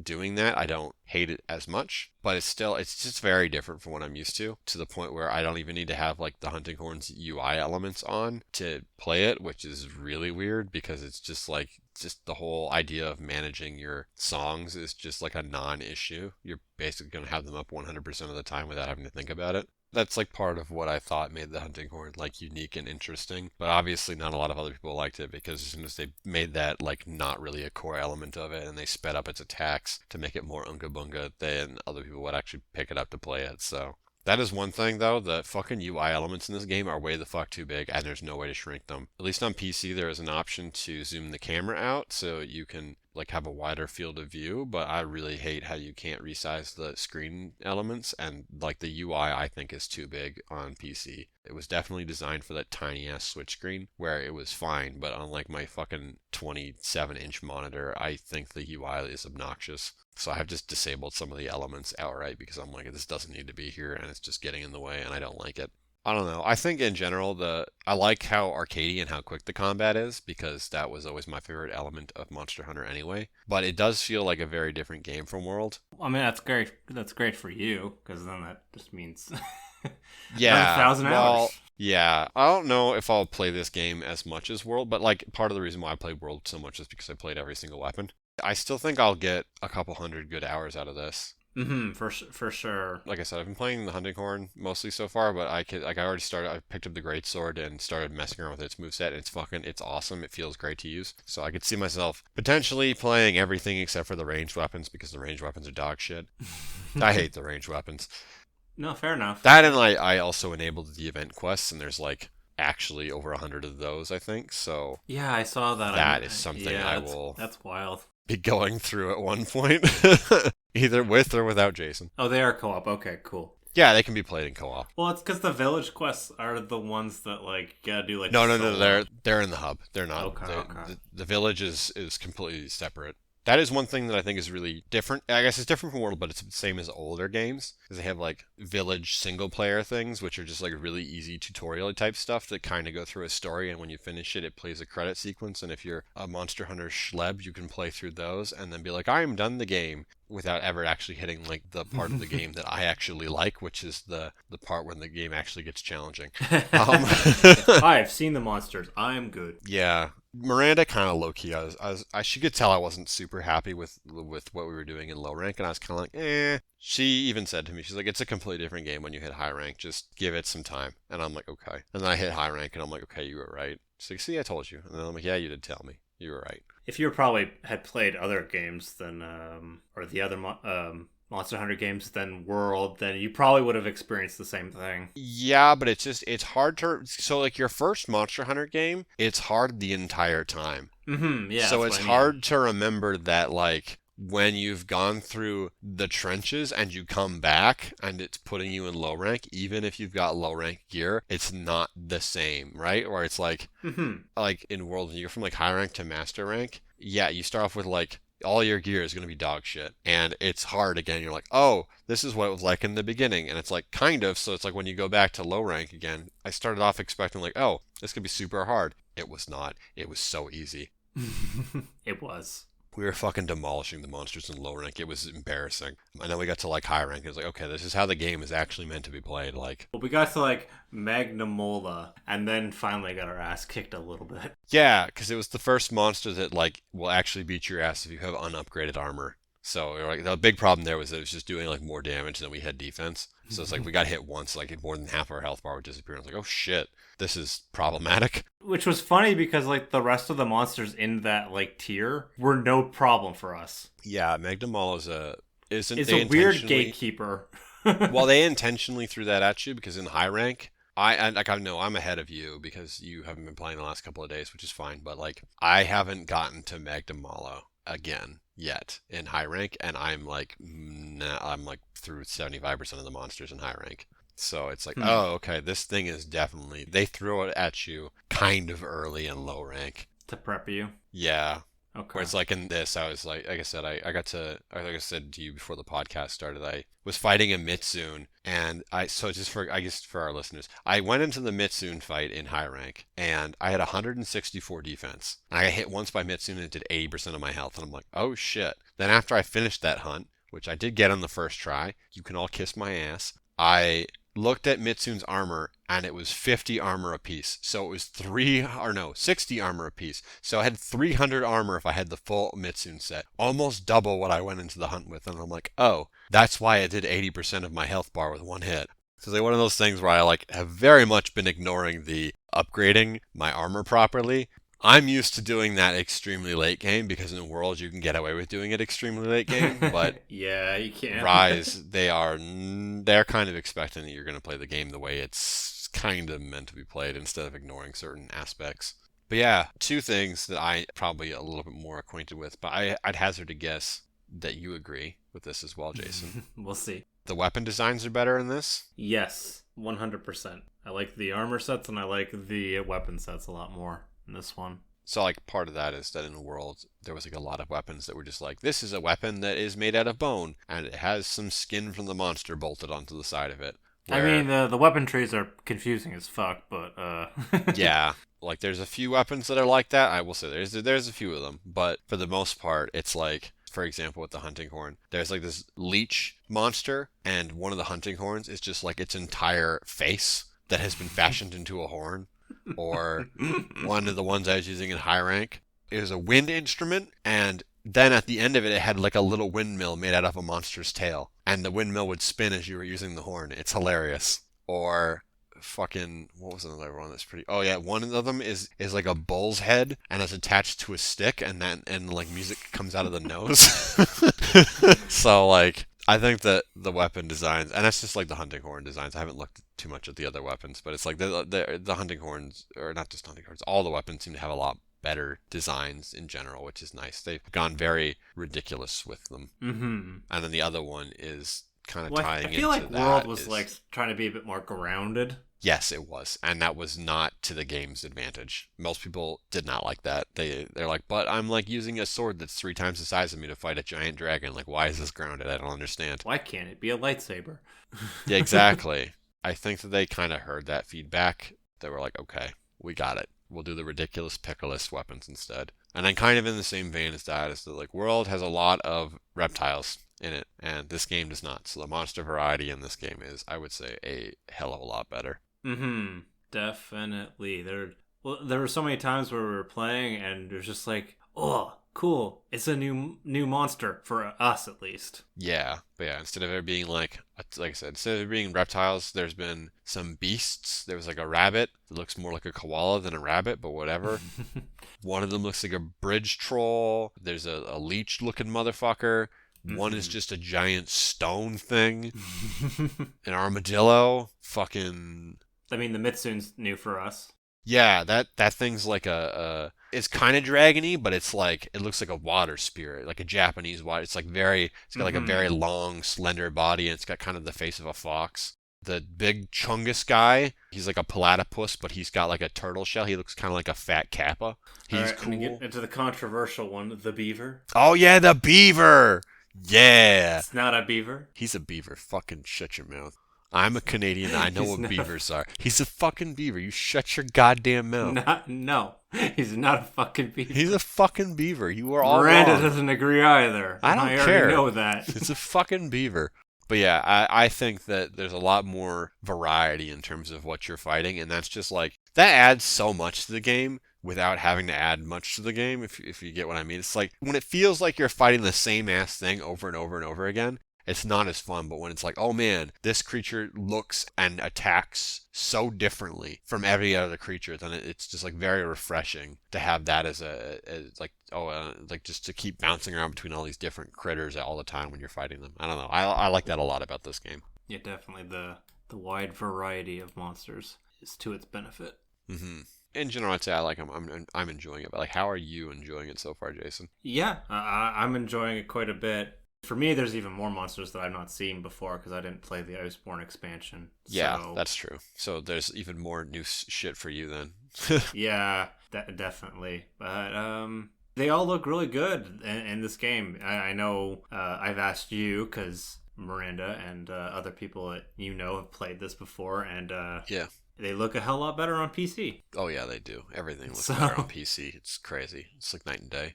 Even the stuff that you can clearly see is like Switch concession stuff, like even the skyboxes, which look like shit, are still better looking on PC. It's by virtue of having like, there's more texturous. Mm-hmm. Them clouds though. Yeah, wow. What do you think of the rampages? That's like the other unique thing of this game. Oh yeah, we haven't talked about that. Better than those like major hunts at the end of like the campaigns. Yeah. So. But Jesus Christ, is that a clusterfuck? In previous games, they had like what was called like a siege fight, and this is when you fight a colossal-sized monster, and usually you have to like hop on the monster or defend some kind of structure or both. In World, Zora Magdaros is the siege fight, and it's widely regarded as being pretty terrible, mostly because really you is. spend like half of the fight doing nothing, literally doing nothing. Wait for this thing to charge. Yeah, exactly. So what? Gameplay. In Rise, instead of fighting one big monster, you fight several monsters at the same time. So there's this thing called rampages. They're like tower defense style sections where there's a maze set up, and you get to set up some different defenses throughout the maze. Yep, some Like essentially like your turrets almost. They are turrets. They're literally turrets. Well, I mean like they're cannons and Yeah, but still, there's different barrier checkpoints, and some of them are automated and some of them are player controlled. And you can also have the option to like just jump into the maze and start beating the shit out of the monster with your weapon. But it's more effective once you do the. Yeah, there's like a thing that powers you up. It's kind of like a battle cry thing. It's like the gong. Yeah, there's a gong that goes off. I have not attempted any of so there's like one you do alone in the single player tutorial, stuff. Yeah. And it's like a tutorial. I have not attempted any of the serious ones alone because when I have done them with Jason, we are both always so confused about everything. It's just such a clusterfuck. I'm like, no, I am not even gonna attempt this shit alone. There's no way. I'll just be frustrated the entire time. It doesn't seem fun in single player for sure. No, like there's times where I've been like, fuck it, the monsters are at the gate. I don't know where the fucking thing is that's nearby. I'm just gonna dive in and start beating the shit out of them. And then like, Jason, where are you? Oh my god, I'm at the front lines. I can't let this winged beast get through. Yeah, I'm just like screaming like, Jason, help me! The monsters are throwing me. I can't. I still find it funny that we were panicking over the first gate, not realizing there was an entire second area. Yeah, like that was really the final defense of the village. Because basically how they were like announcing everything, like the characters like screaming at you to like defend the gates. Yeah. We both made this assumption, like, if we let them through the first gate, we're fucked. So we were doing, like, the one that gets you between, like, low rank and high rank, and... We successfully defended the first gate. Yeah, so, like... But the whole thing, up to this point, all the rampages that we had done, were in this one area. So we erroneously assumed that the gate at the end of this area was the end. So we've been defending this, like, they kind of got to it really quickly, and we're like, oh shit. So we were, like, defending it like hell to prevent it from getting down, and we got through, like, the entire thing. Except for, like, the final ass boss. And then the final ass boss spawns in, and the game is immediately, like, go to the second area. And we're like, there's a second area? We spent like a whole minute just being like, what the fuck? And then the game was just like, no, it marks it on the mini-map, and we're like, okay, so we go to the second area, and we're like, holy fuck, there's a whole ass second area in here. Build the turrets! Yeah, that had like a much bigger, like, wide area. And like a bigger maze too. Yeah, well, then the boss thing came in and like blew up all the maze stuff in it, so we only had like our turrets on the side, and then we like fought it for I think like fucking 10 minutes straight. Holy shit. That was wild. Just like, we're trying so hard to keep the first gate up, not realizing that it was like the midway point on the map, and we had defended quite literally the entire time until the final boss came in, and the game's just like, yeah, that gate's going down immediately. You got to get to the final area. Otherwise, you're going to be running after this thing for like, I don't know, like a minute and a half, 2 minutes, and there's not going to be any fucking structural defenses. So the game was like, yeah, get the fuck out of here. Go to the final area. We're like, what? Excusez-moi? Yeah, pretty well. But yeah, I don't know. I like them better than siege fights, but I still think they suck. No, so they're chaotic fun until it gets frustrating. We did get an S rank on that one though. Yeah. That was pretty cool. That is one thing I will say. When we were like, the first time we were kind of like, we didn't really know what we were doing, and we got an A rank, and then the second time we still felt like we were confused as fuck, and we got an S rank, and I'm like, I mean, obviously we're doing something right, but like... Well, we kept taking each other's defenses down because we didn't realize there was a limit. Okay, we didn't really look. Real talk, if we had known there was a limit on the number of defenses you could put, like the number of turrets you could put up, and didn't keep taking each other's turrets down by accident, we would have gotten an S rank on that first one. That was the fact that we just kept nuking each other's defenses and like not realizing it was the determining factor for why we only got an A instead of an S. 100%. Probably. Because if we'd known that, we would have set up more manual defenses, and then there would have been more manual defenses to use around the entire thing instead of being like me just running around with my hunting horn just beating the shit out of monsters while you were manning the cannons. We're both just yelling at like not each other, but like just into the mics. Yeah, just confused where'd my yelling. Go? I just put this down. Oh man. I really like when you summon up one of the villagers. Oh yeah, they're hilarious. There's the leader who just like Okos the first monster, who even just shows up by like glancing at it. Yeah, fucking Fujin, the village elder, kills the first monster who comes into contact with him with using cringe damage. just screams Japanese at them and pulls his fucking his katana out, and then they just die from cringe damage. It's awesome. Oh yeah, The that's one thing little we haven't discussed. I have the English on. Steve has the Japanese on. I So do not he's have the sure what Japanese on. I have Sorry. Monster Hunter gibberish on, which is just the Japanese voice actors saying vaguely Japanese things into the microphones. So there is some words that I recognize, like at the beginning of the game, the two handlers in Japanese and the made-up Monster Hunter language both go ara ara, but like some other times they say words, I'm like that sounds kind of Japanese, but like in general they're speaking like just gibberish. But yeah, If you say so. if I had the English voice acting on, I'd be so like mad. Like just the amount of times that whenever a monster's going to do like a devastating move and they say that call out, and for me it sounds like they're saying "yeah, baby," but like Japanese. Miranda pointed that out. She's like, it sounds like they're saying, yeah, baby. And I'm like, every time I hear that, I'm like, I can't unhear that now. But like, I don't even want to know what it is in English because if I actually understood it, it'd piss me off so much more hearing them say it over and over and over again. Oh my God. They say it quite a bit in the hunt. It's usually like, he's targeting you. Oh my God. Watch out. I'm glad I'm playing with. I usually just scream it into the mic. He's targeting you. Yeah, you're an asshole. Well, you're like, I don't know what they're saying. I'm like, well, I'll tell you. I don't know what they're saying, and I want to keep it that way. Fine, I'll be nice now. Like vaguely know what the callouts mean in relation to when the monsters are using moves and when I'm using moves. So that's all I need to know. I just need them. Like I said, it's made up Monster Hunter gibberish language. So, but yeah, I don't know. It's like a fun game. I like the more arcadey feel of it because that meshes really well with how I like to play Monster Hunter. The siege things are kind of the weapon design and Rampages. monster variety is better. It's fun. I don't know if you I'll. meant rampages. Yeah, sorry. What did I call them? Sieges. Same shit. So yeah, I don't know. It's fine. It's different enough that it was kind of weird at first, but I think I'm sinking into a rhythm with it, so I'm enjoying it. Yep, I agree. I was concerned that because like I know that this one goes more into like traditional Monster Hunter, that it would be too much of a change versus World, but I'm glad that there's new and then there's quite a bit that I've learned from World that's like kind of old. Yeah, I don't think This that, is a good next like step. I was gonna say I don't think that they're ever going back to pre-World. I know that some of the what's in Rise was bringing back some of the stuff from before World, but like they kept the pace and the speed of. Well, actually, I think it's even faster than World. So it's like I don't think that. I mean, we've done a lot of hunts under like 10 minutes before. Yeah, I was gonna say I don't. We're not. The pre-World days are gone. People who are very into old Monster Hunter like that those days of Monster Hunter are gone. They're not coming back. Probably not.